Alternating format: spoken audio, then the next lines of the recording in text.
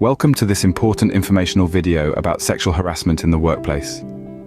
We've put together an educational guide to shed light on this serious issue. The purpose of this video is not only to inform, but also to foster a better understanding of sexual harassment. It's crucial to recognize and address this problem as it affects individuals and businesses alike. Together, we can create a more respectful and inclusive work environment. So without further ado, let's delve into the types of sexual harassment that can occur in the workplace. Sexual harassment takes many forms, and it's important to recognize them all. Let's delve into the two main types: quid pro quo and hostile work environment.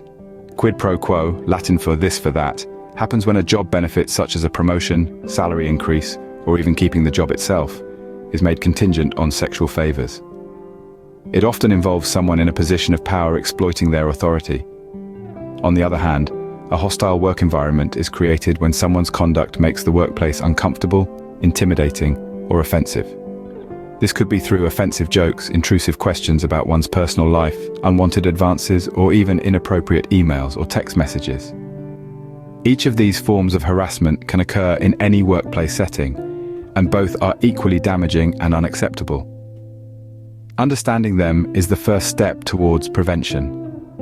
Now that we know the types, let's explore some examples. Real-life examples help us better understand sexual harassment. Let's start with quid pro quo harassment. Imagine a manager telling an employee that they'll get a promotion only if they accept a dinner invitation. This is a clear instance of using power to seek sexual favors. Now, considering hostile environment harassment, suppose an employee consistently receives inappropriate comments about their appearance from colleagues. This creates an uncomfortable and hostile work environment. Physical harassment is also a major concern. Unwanted touching, patting, or brushing against someone's body are all examples. Finally, cyber harassment, such as sending unsolicited explicit images or messages, is a growing issue in the digital age. Remember, these examples are not exhaustive. Any unwelcome behavior of a sexual nature that makes someone feel uncomfortable, threatened, or demeaned can qualify as sexual harassment. These examples illustrate the effects that sexual harassment can have on individuals and the workplace. The effects of sexual harassment are far-reaching and can lead to serious legal consequences. It's not just about the immediate discomfort or fear, it's about the long-term psychological and emotional impacts. Victims often experience anxiety, depression, and even post-traumatic stress disorder. Professionally, they may face career stagnation, loss of job, or even be forced to leave their industry. Now let's take a detour to the UK's legal framework. Sexual harassment in the workplace is a clear violation of the Equality Act of 2010, which protects individuals from discrimination. If found guilty, harassers can face severe penalties, including fines, imprisonment, or both. Employers are also legally obligated to prevent such behavior, making them liable for any failure to do so. Remember, the law is not just a set of rules, but a reflection of our societal values. We should all strive to create a safe and respectful working environment. Preventing sexual harassment is a collective responsibility. Let's discuss how. Prevention is better than cure, and this holds true for sexual harassment as well.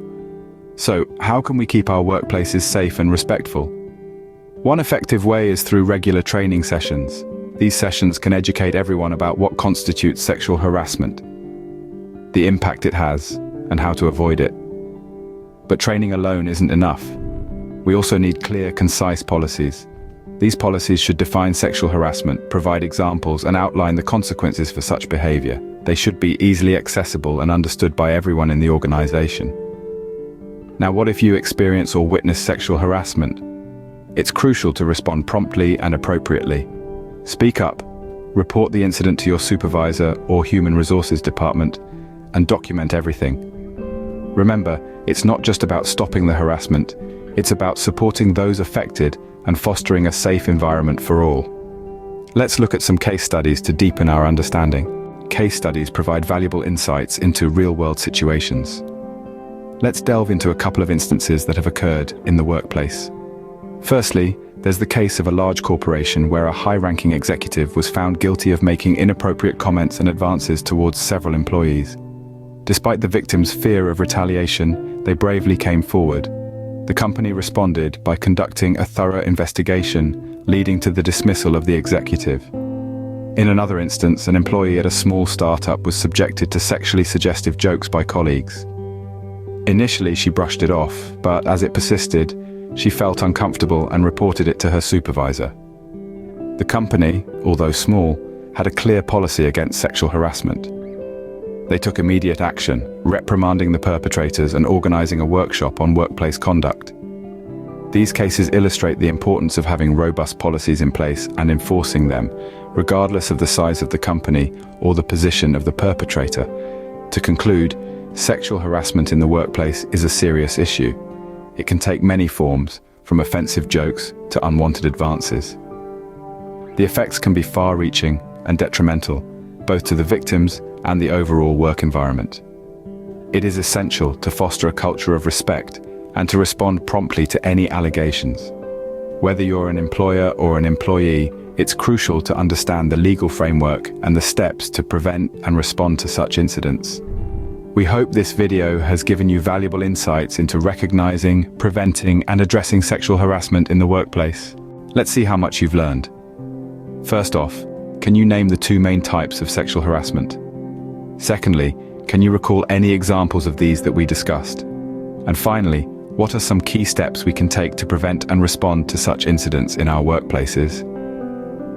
Have a think, and perhaps discuss with your colleagues. It's through understanding and conversation that we create safer, more respectful environments. Thank you for watching. Stay informed, stay safe.